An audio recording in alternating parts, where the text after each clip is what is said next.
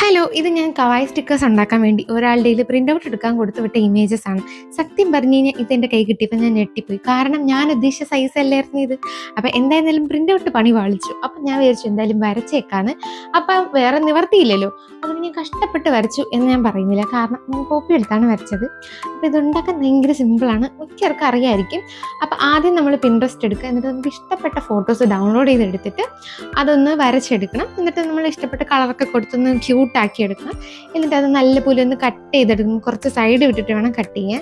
എന്നിട്ട് എന്ത് ചെയ്യണം, ഒരു സെലോ ടാപ്പ് എടുത്തിട്ട് നമ്മൾ ബട്ടർ പേപ്പറിലോ ട്രാൻസ്പെറൻറ്റ് ഷീറ്റോ അങ്ങനെ എന്തെങ്കിലും ഒട്ടിച്ച് ഇതിൽ കാണുന്ന പോലെ ഒട്ടിച്ചെടുക്കണം.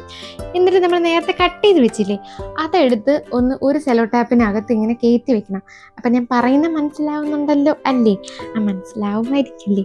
അപ്പം അത് ഇതിൽ കാണുന്ന പോലെ ഒന്ന് ഒട്ടിച്ചെടുത്ത് കട്ട് ചെയ്തെടുത്ത് കഴിഞ്ഞാൽ നമ്മുടെ കവായി സ്റ്റിക്കേഴ്സ് റെഡി ആയിട്ടുണ്ട്. അപ്പോൾ വീഡിയോ ഇഷ്ടപ്പെട്ട് കഴിഞ്ഞാൽ സബ്സ്ക്രൈബ് ചെയ്യുക, ലൈക്ക് ചെയ്യുക, കമൻറ്റ് ചെയ്യുക, ഷെയർ ചെയ്യുക കേട്ടോ.